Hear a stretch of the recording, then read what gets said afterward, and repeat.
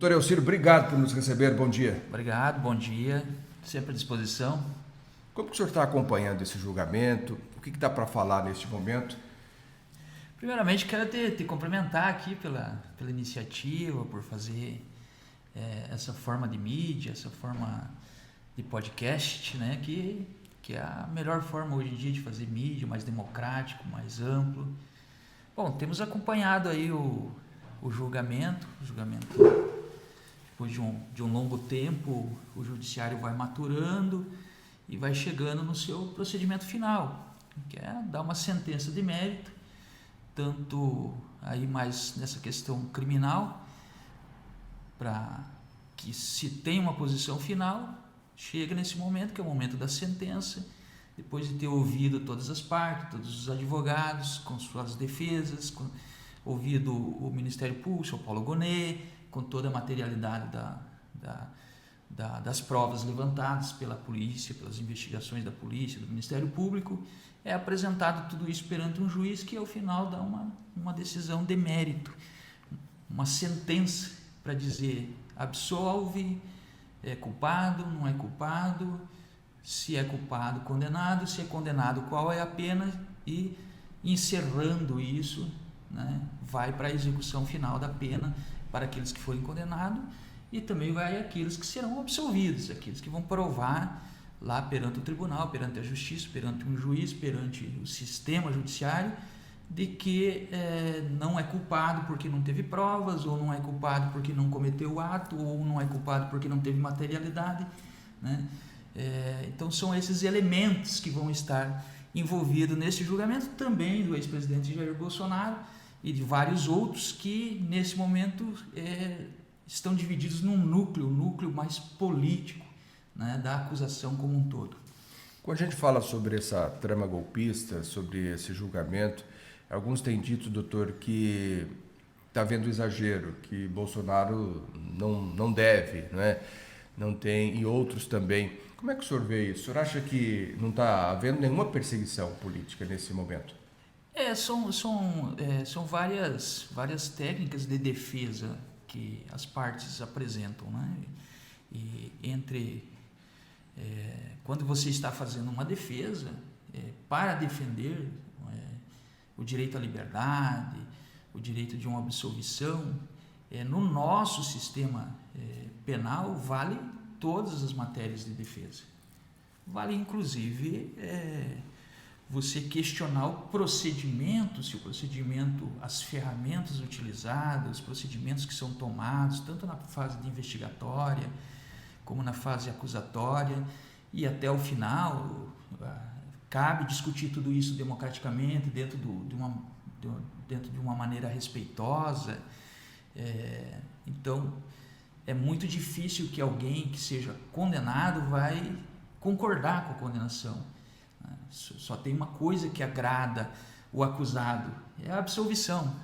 É a única coisa que para ele agrada, para a pessoa que está sendo acusado, é isso. E o judiciário tem essa pegada. O judiciário não é um espaço onde você possa exercer de forma totalmente ampla, como na política, no debate político, etc. Porque o judiciário é mais focado, ele vai ler lá no Código Penal, vai ler lá na lei, se a lei diz tal coisa, se há uma previsão de algum crime, se está escrito na lei, se está normatizado. É esse o foco do judiciário, ele vai pegar lá na materialidade da lei e vai aplicar, se ela existe, tem uma lei que previa aquilo como crime, se aquilo estava previsto como crime no caso aí do julgamento do núcleo político da acusação ali, né, nesse alto comando que seria das atividades que são interpretadas aí pelo Ministério Público, pela Polícia Federal, pela Procuradoria-Geral da República como atos criminosos, que é golpe de Estado e atentar contra o Estado Democrático de Direito. São dois tipos penal que estão escritos lá no Código Penal brasileiro, no 359L, no 359M do nosso Código de Processo Penal. Uma lei nova que entrou em vigor, entrou em vigência em 2021 homologada e publicada pelo presidente Jair Bolsonaro à época, né, e que hoje, né, é a mesma navalha que corta a carne dele. Então ele mesmo foi lá, colocou, promulgou essa mudança no Código Penal que prevê esses dois tipos de crime: crime de atentar contra a democracia e o Estado de Direito, e o crime de golpe de Estado. É isso que está sendo discutido, isso é o centro da coisa. Agora a defesa é ampla, a defesa vai lá na prova, a defesa vai lá no inquérito, a defesa vai lá se a prova foi conseguida de forma lícita, se a delação premiada de alguém que está fazendo, está assumindo parte do crime em troca de receber algum benefício e facilitando o trabalho da justiça brasileira, entregando fatos e provas. Também cabe discussão se todos os procedimentos foram corretamente executados.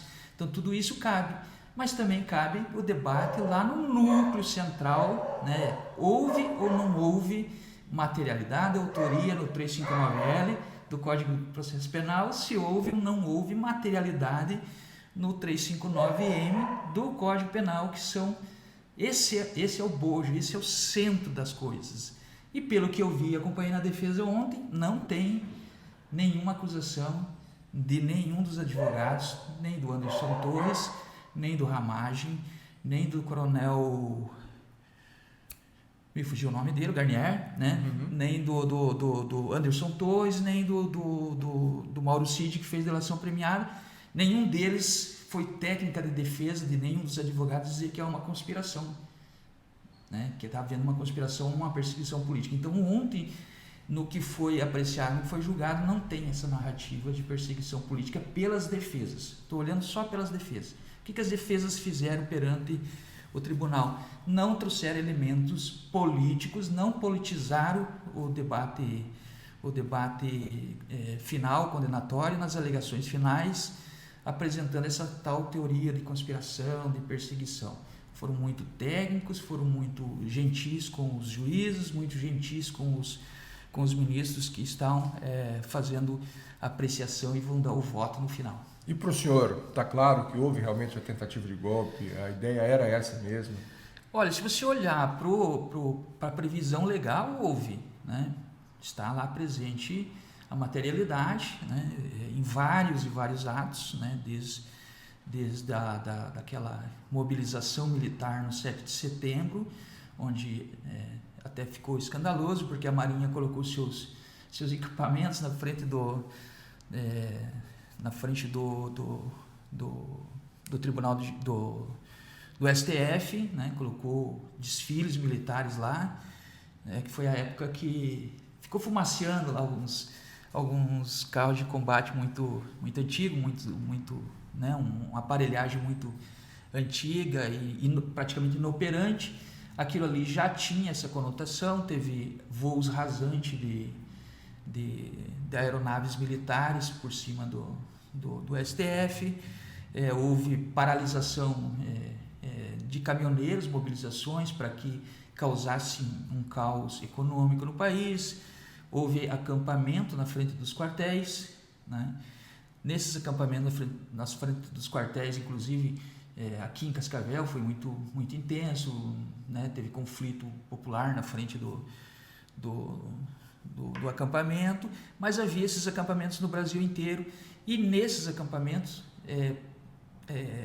todo tipo de teoria de conspiração, de armação, de não aceitar resultado eleitoral, de não aceitar as eleições livres no país. E essa conspiração toda havia, né, em relação tanto ao Estado Democrático de Direito, as suas instituições, contra os juízes, contra o STF, contra as urnas eletrônicas, contra o Tribunal Superior Eleitoral, com clamor de intervenção militar pelo uso da força, da violência, para que esse Estado democrático não conseguisse terminar o processo eleitoral e dar posse ao novo eleito. Então, assim, olhando para esses tipos penais, olhando para o que está escrito, tanto para a previsão de golpe de Estado, quanto para a previsão de atentar contra o Estado Democrático de Direito, eles ocorreram e foram se intensificando. E no final das eleições, os acampamentos aumentaram na porta dos quartéis, o questionamento da legitimidade eleitoral cada vez era mais intenso, E o próprio ex-presidente Bolsonaro não tomava iniciativas no sentido de fazer transição aberta, pública.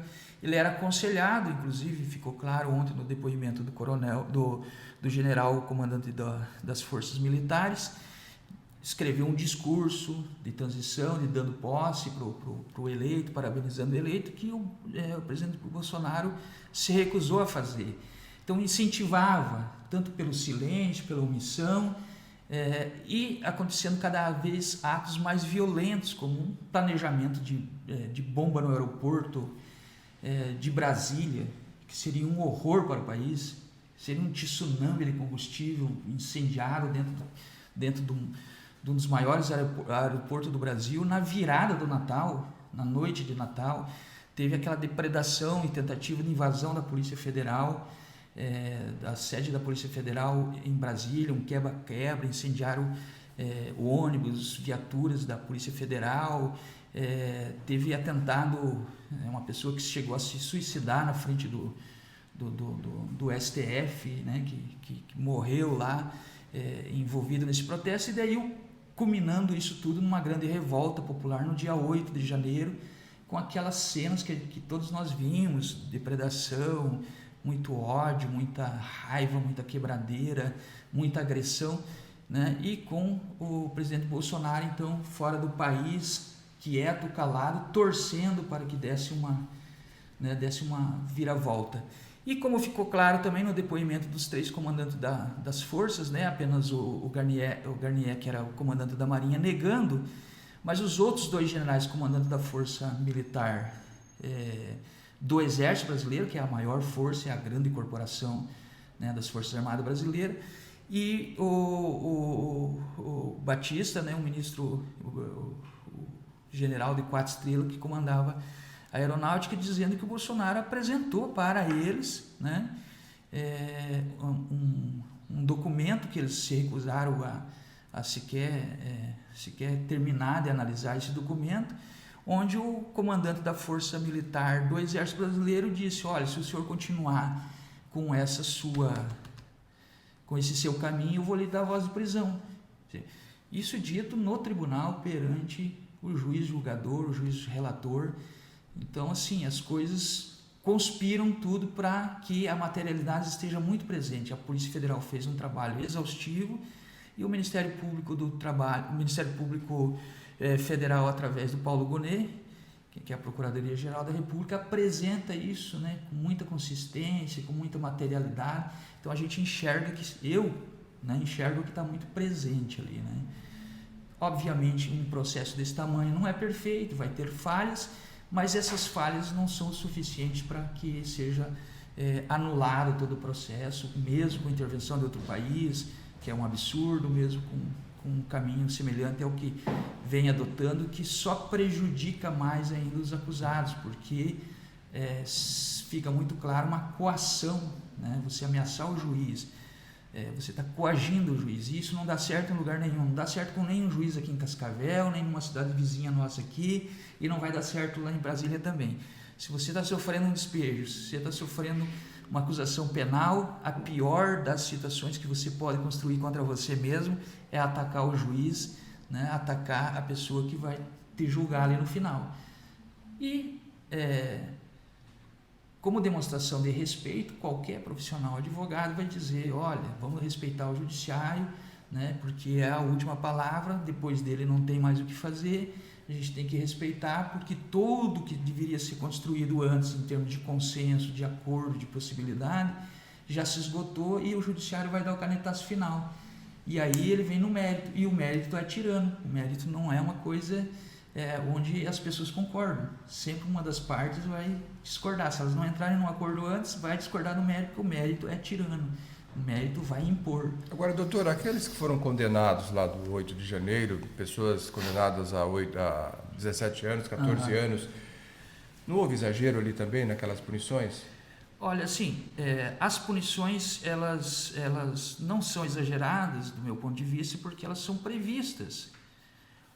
Poderia se debater no Congresso Nacional se aquelas penas que eles, né, que eles colocaram na lei, eles que colocaram no sistema, no Código Penal, o 359L e o 359M do Código de Processo Penal, ela tem essas previsões. Então, se é levantado lá que o sujeito que só andou lá dentro do prédio do STF ou dentro do prédio do parlamento, né, ou no próprio palácio do presidencial, aquele que estava andando ali dentro e estava incentivando, estava concordando, estava de alguma forma dando apoio, né, tem uma pena menor. Aquele que estava lá dentro, que deu apoio, que incentivou, que chamou pessoas pelas redes sociais para fazer mais atos mais gravosos e quebrou um vidro, ele tem uma pena mais puxada. Você fala muito da questão da Débora também, do batom e tal, sim. né? Que não teria motivo para uma prisão tão gravosa. Pois é que assim, tem algumas coisas que elas ficam no campo da política, né? Então a Débora do batom, ela escreveu na estátua né, uma bela estátua, inclusive uma obra de arte, escreveu de batom lá, perdeu o mané, alguma coisa nesse sentido, não me recordo agora exatamente os termos, mas me parece ser isso, perdeu o mané. Mas a Débora não fez só isso, né? Verdade tem que ser dita. A Débora chamou pessoas pelas redes sociais, ela incentivou o quebra-quebra. Ela fez mais atos além de só escrever, perdeu o mané.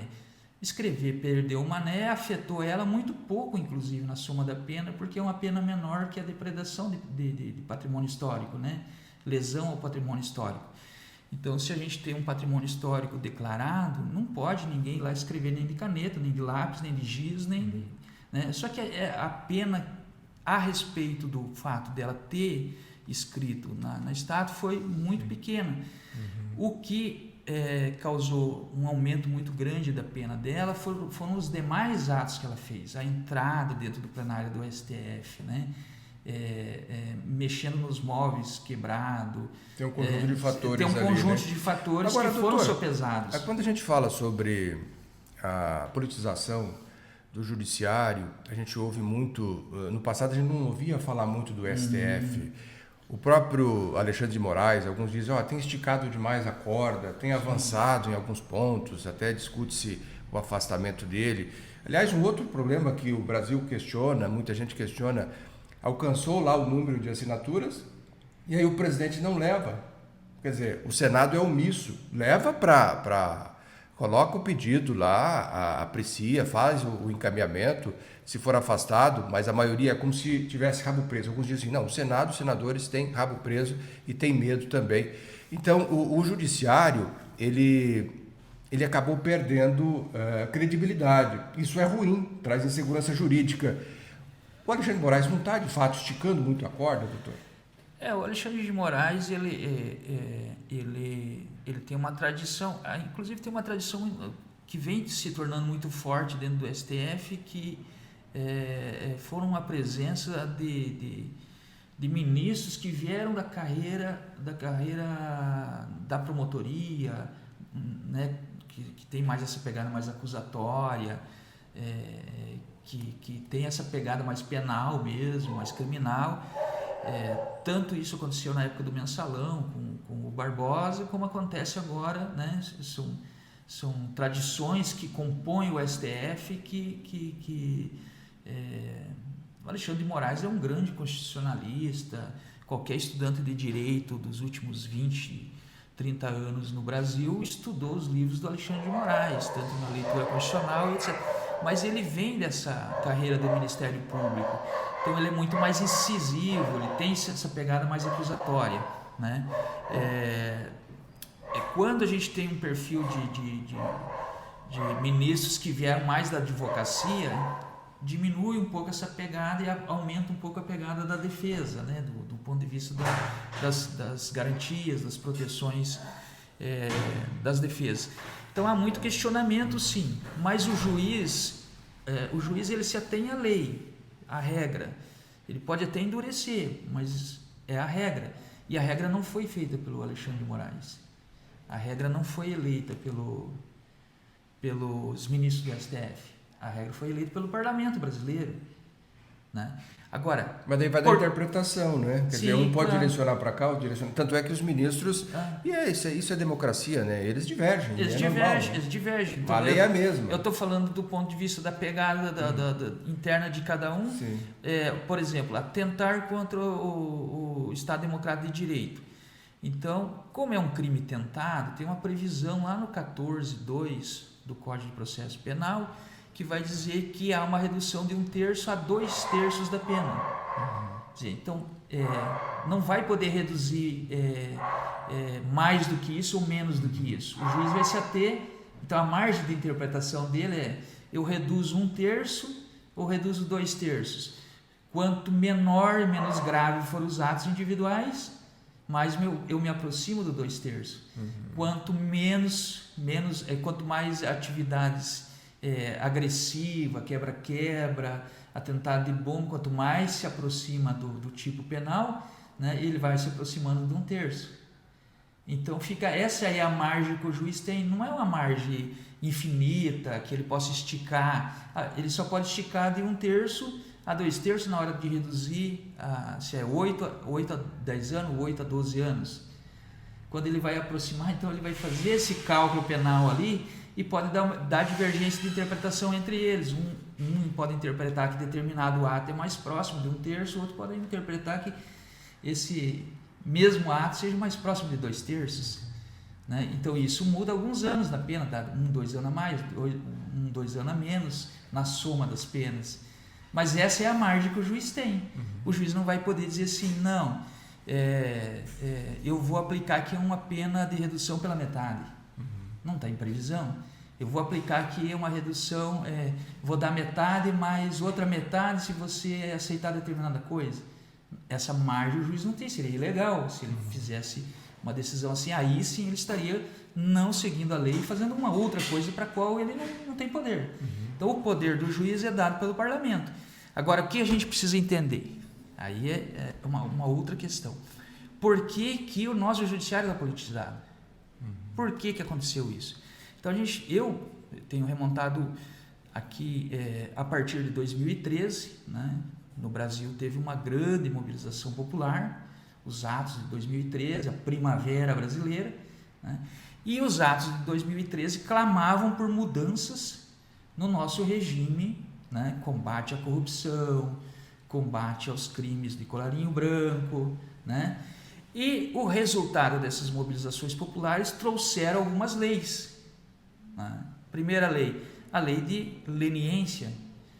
O que a lei de leniência trazia? Que em determinados crimes de colarinho branco, em determinados crimes de corrupção, permitisse que as empresas pudessem devolver dinheiro, aplicar uma regra interna de compliance, né, para reduzir, e entregar os seus diretores corruptos, em troca de ter leniência, poder se manter no mercado e etc. A lei da delação premiada veio também de 2013 e permitia que, então, algo que até então seria inaceitável no sistema jurídico brasileiro, que seria a caguetagem, né? Um dos comparsas, um dos envolvidos, entregar para, né, fazer a caguetagem, fazer o papel de Judas, entregando os demais em troca de benefício. Né? No nosso sistema ele é inaceitável, de 2013 virou lei. E essa mesma lei voltou-se contra a Dilma Rousseff, contra o presidente Lula, né? Contra diretores poderosíssimos da Petrobras, de grandes órgãos, e pegou grandes empresas pela leniência. E todos, né, o judiciário foi para cima, o judiciário, né, prendeu, o judiciário buscou de maneira coercitiva recursos, derrubou grandes empresas, né? Tem até um debate se isso era bom ou não para o país pelo impacto econômico que teve, né? Mas entre todas essas regras também, né, desse mesmo pacote de 2013 para cá, entrou a mudança na Lei Nacional de Segurança Nacional, que colocou no Código Penal o crime 359L e 359M, que agora pega o grupo do Bolsonaro, né, que pega... Mas aonde isso vai parar? Não está, por exemplo, interferindo às vezes no legislativo, no próprio executivo, porque a gente vê isso na prática. Isso não tem que ter um... Esse é um debate que a gente tem que fazer. Esse é um debate que a gente tem que fazer. Eu assim, sempre fui contra E acho ruim para qualquer democracia você politizar, né, fazer da política penal uma política central, né, os problemas políticos se resolvem por sentar-se à mesa, por debater, por, né, confrontar as ideias, confrontar programas de governo, confrontar formas e interpretações de se aplicar as regras. Quando você traz para o campo penal, você vai trazer paramilitares dentro dos cargos públicos, para parlamentares fardados que fazem um discurso, para policiais, né, aqueles, os heróis que matam, né, um policial que é agressivo, que mata o pequeno bandido, etc. Ele ganha muito voto, ele vai para dentro e ele traz, assim como eu estava dizendo, que lá no STF, quando a gente vai colocando ministros que tem uma carreira mais ligada ao Ministério Público, essa pegada mais acusatória, né, dentro do parlamento a gente vai tendo também essa pegada de militares, de gente que faz discursos incisivos, discursos agressivos, que a gente chama, olha, isso está resultando numa pregação de ódio, né? Então a gente vê extremando a política de forma a ser quase uma pregação de ódio mesmo. Agora, uma coisa é certa, isso é um problema, não é, doutor? Isso é um Por problema. exemplo, quando o senhor vê um ministro, aliás, já se dá por certo a condenação de Bolsonaro. Sim. Houve manifestações, inclusive, de ministro, isso é um absurdo, não é? Aí a gente vê, e o senhor citou, por exemplo, perdeu o Mané. Onde o ministro do Supremo pode dizer isso? Outro ministro, o próprio Alexandre de Moraes, no jogo do Palmeiras, fazendo gesto obsceno. Né? Quer dizer, nós perdemos muita qualidade. Os ministros do passado não tinham esse perfil, não é? Talvez todos sempre tiveram, que não tinha esse holofote todo. Né? Eu acho que as redes, a comunicação porque não tem um novo ser humano assim, totalmente modificado, né? Só tem focos, né? Talvez um jornalista não mostraria, né, um ministro dentro de um estádio fazendo um sinal obsceno, né? Mas diante dessa polêmica, do julgamento, de estar no foco, né, a questão criminal, estar no foco político, atrai esse holofote para lá também e você acaba vendo coisas que você não esperava de um juiz, né? Assim como você também não esperava que um presidente da República fosse ofender a mãe do Fachin, né? Fosse chamar num palanque um juiz de uma Suprema Corte de canalha. Coisas que foram acontecendo e que talvez já existissem, mas não era centro das atenções, né? Então, assim, a mídia também acabou caminhando para essa politização criminal, né? E aí surge aqueles que eu estava falando, aqueles heróis do momento. Moro, grande herói do momento, né? Depois Dallagnol, o grande espadachim do paladino, né? do judiciário. Tudo está dentro desse mesmo foco, que é o foco de politizar a questão criminal. A justiça na Inglaterra, nos Estados Unidos, não é politizada dessa forma, né? O judiciário é mais contido, porque o judiciário vai dar a palavra final. Quando dá a palavra final, já vai ser questionável. Sempre uma das partes vai questionar, porque não vai concordar, porque o que agrada para a parte acusada é a absolvição. É a única coisa que lhe agrada a ela, a família dele e seus amigos. Tudo que não for condenação, ele não vai aceitar. E quanto mais voz der para essa inaceitação, mais cria esse clima de descontentamento. Porque o que você tem que fazer quando você é julgado por um juiz, o juiz te dá uma sentença, qualquer juiz aqui de Cascavel, eu estou morando numa casa sua que eu aluguei. Fui lá, fiz um contrato com você, aluguei a sua casa, e de um determinado momento eu passo a não pagar o seu aluguel. Você entra com uma petição judicial, né, dizendo assim, olha, eu preciso despejar, né, o meu inquilino lá não está pagando meu aluguel, né? O inquilino, a única coisa que vai agradar a ele é o juiz dizer, você não tem direito a receber aluguel, né? O cara que está alugando diz, o que eu quero do judiciário é uma entrega da minha prestação jurisdicional, e eu quero que o judiciário mande despejar, porque está na lei, porque está escrito aqui, está na regra tal. O juiz vai olhar para as partes, vai ver o contrato, vai ver isso, vai ver aquilo, está aprovado, tem um aluguel, está devendo, está atrasado, manda despejar e fala, olha, fulano, saia da casa. Se esse fulano não sair da casa, ele vai mandar a polícia, que vai chegar, arrombar a porta, vai pegar as coisas, vai botar e vai levar embora. Por quê? Porque tem uma tirania do mérito. No final, o juiz vai dar uma tirania e essa tirania vai ter que se cumprir. E não adianta você atacar o juiz. Agora, se esse juiz que te falou lá que você, né, tem direito a receber os aluguéis e não recebendo, você tem direito a uma sentença de despejo, pouco importa se lá no futebol que ele foi assistir ele fez um sinal obsceno. Ele não deveria fazer, porque a mulher de César, né, ela não tem que ser somente honesta, ela tem que parecer honesta, né? Então, mas não vai mudar no sentido se você tinha direito ou não a receber os aluguéis, a ter uma prestação judicial da entrega do teu imóvel de volta para que você possa alugar para outro. Mesmo que ela tenha feito um sinal lá obsceno. E não vai ajudar nada a pessoa que está sendo despejada e dizer o seguinte: olha, vou escrever aqui na rede social que eu estou sendo perseguida pelo juiz que está me despejando. Que essa pessoa aqui ela não tem um bom comportamento. Né? Que esse juiz não tem um bom comportamento. Ou de alguma forma tentar coagir ele. Se você fizer isso, eu vou jogar minha mudança na porta da sua casa. Senhor juiz, se você me despejar, eu vou pegar minha mudança e vou descarregar na calçada da sua casa e vou ficar lá para você repetir que é bom. Você está coagindo o juiz a não dar uma sentença livre, uma decisão correta e tal, do ponto de vista legal, por ameaça, por ele se sentir, de repente, constrangido de dar aquela sentença. Então o juiz tem que ter a liberdade de dar a sentença conforme está escrito na lei, conforme... E aí tem o peso do advogado, que faz defesa ou acusação. Claro, Nós temos grandes advogados que colocam o juiz num direcionamento de uma decisão, né? Que às vezes nem sempre é justa. A justiça só é alcançada com a defesa. Não tem outra possibilidade. Agora, sobre o julgamento do Bolsonaro, doutor, desculpa interrompê-lo, não deveria ser um julgamento no pleno, ali no plenário, com os 11 ministros? Claro que é legal, absolutamente, né, com a turma. Não parece ser mais correto? O que você deve discutir também é assim...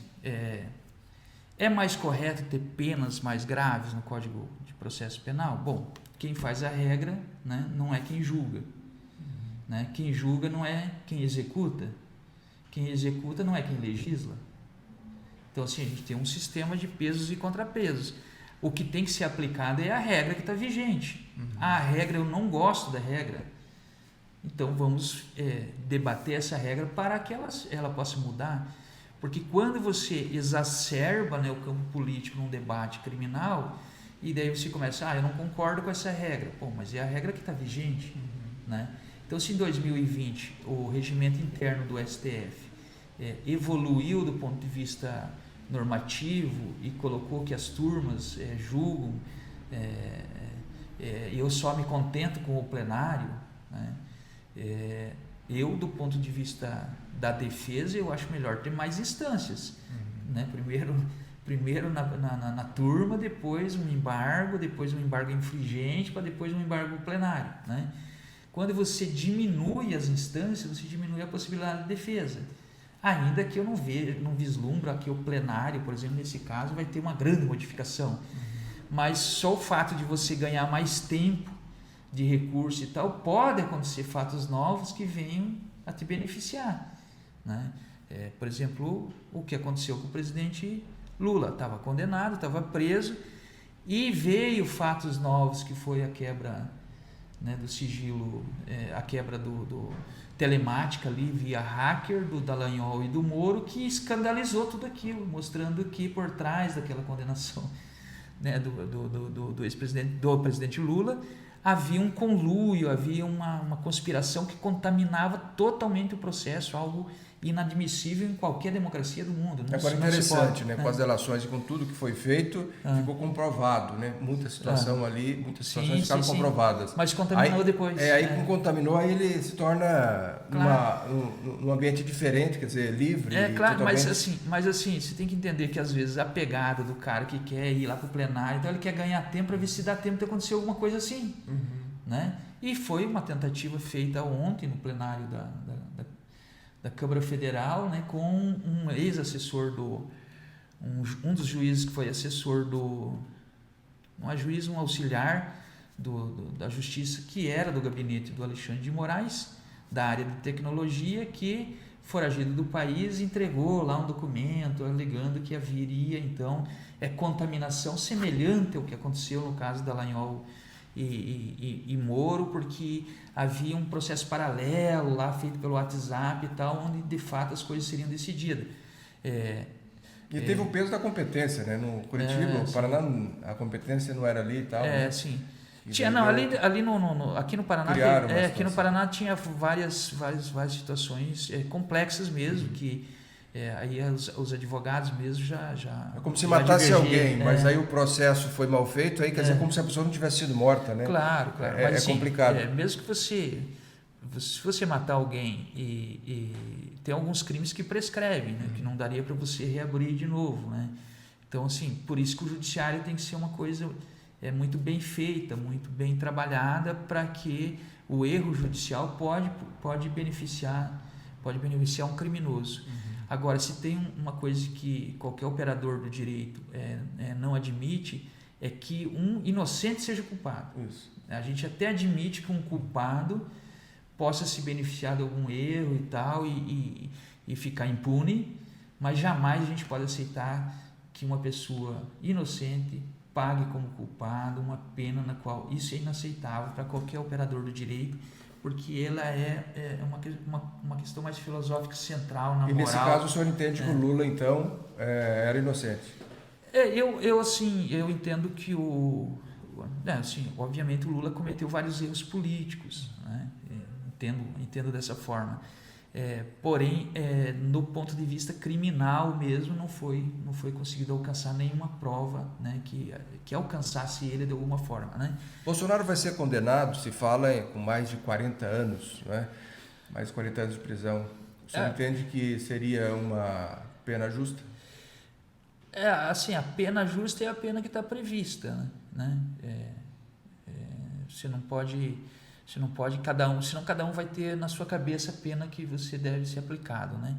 Então a pena que é a pena justa é aquela que está prevista no Código, que passou pelo Congresso, que passou pelo Senado, que foi aprovado, né? E que virou lei, e que depois de virar lei passou pelo crivo da constitucionalidade, a advocacia ou as próprias instâncias do direito questionaram se ela estava de acordo com a Constituição e não, né? E o STF, que dá a última palavra, disse se estava de acordo ou não com a Constituição. Então ela é uma normativa, ela está estabilizada, essa é a pena justa que deve ser aplicada. Agora, se o Bolsonaro comete vários crimes que a população nem enxerga como crime, ela não acha que, por exemplo, atentar contra o Estado Democrático de Direito, tem uma parte da população que não acha que nem é crime, ela acha que tem que atentar mesmo contra o Estado Democrático de Direito. Tem gente que acha que golpe, tem gente até hoje pedindo intervenção militar, né, que seria pregando golpe, né, não entende isso como crime, né, acha que só seria ladrão se tivesse pegado um dinheiro lá, alguma coisa, o resto não é crime. Não, mas é crime também, são crimes que estão previstos. E tem uma gama muito grande já de investigações, coação durante o processo. De novo, você pedir para que o Trump aplique tarifas, conspirar, né, contra o país, contra a economia do país, também repetir no mesmo crime que já está respondendo, né? Aí vai lá e comete o mesmo crime de novo. Assim, o Bolsonaro ele teve um fato aí que é muito opinião pessoal minha, né? Ele não tem respeito por nada e nem por ninguém.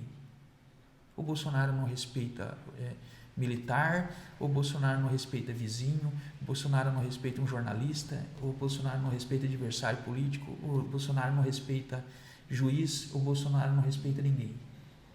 Ele é uma pessoa, do ponto de vista moral, na minha concepção, né, que precisa ser freado mesmo, porque ele não tem respeito por ninguém. Ele perde... Ele ofende, ele agride, ele usa a palavra de baixo calão, ele usa termos pejorativos, ele é um poço de preconceito racial, étnico, de gênero, de raça, de cor, ele é um poço de estudo, né? O Bolsonaro encarna muito bem, né, essa militância que quer explodir bomba no aeroporto, que quer destruir o STF, que quer quebrar tudo se não fizer do meu jeito, né? Eu sou o dono da bola, se não me permitir, eu pego a bola e levo para casa, eu furo ela e ninguém mais joga, né? Então, assim, eu acho que o Bolsonaro tem essa parte aí que eu acho que é um mau exemplo. Não serve para política, não serve para moral, não serve para encontrar meio termos, não serve, mas que encanta muita gente desde 2013. 2013 para cá encanta muita gente. Mas como canta Belchior, né? As facas afiadas aí que agora cortam a carne de todo mundo e cortam inclusive a carne desse grupo político. Doutor, muito obrigado pela entrevista. Eu gostaria que o senhor falasse um pouquinho sobre a sua carreira também, nessa Sim. nossa finalização aqui desse bate-papo. O senhor está em Cascavel há quanto tempo e atua em qual área do direito? Eu sou de Cascavel, sou nascido aqui, né? Sou de uma família trabalhadora, pobre, né? Perdi meu pai recentemente, mas um homem muito honesto, muito trabalhador. Eu sempre fui, desde estudante, entusiasta do direito, sempre quis ser advogado. Eu, de alguma forma, o servidor público me viu, né, como um advogado na área administrativa, então 90% da minha atuação na advocacia é voltada a atender servidor público e o direito do servidor público, tanto da rede estadual, rede municipal. Advogo, né, há bastante tempo já para os servidores da nossa UniOeste, da nossa querida UniOeste, através do Sindicato dos Trabalhadores em Ensino Superior do Oeste do Paraná. Então, tenho atuado lá nessa defesa dos servidores públicos. Fui, por um bom tempo, advogado aqui dos professores municipais e dos servidores municipais de Cascavel. Então, tenho mas o meu escritório é um escritório que atende uma gama mais alta. Nós estamos em 4 advogados e a gente meio que faz uma clínica geral, mas assim 90% do que a gente faz aqui é atender servidor público. Doutor, muito obrigado pela entrevista. Obrigado, Zé Alberto, parabéns, que tudo dê muito certo e sou parceiro seu, só me chamar. Conversamos com o advogado Elcir Guimarães Zen, batendo um papo conosco aqui de forma aberta e franca, esse espaço sempre livre, né, para o bate-papo, dependente da linha de pensamento, e a gente agradece também você que nos acompanhou. Não esqueça do like, né? Dá lá também acionando o sininho, compartilhe e até a nossa próxima entrevista.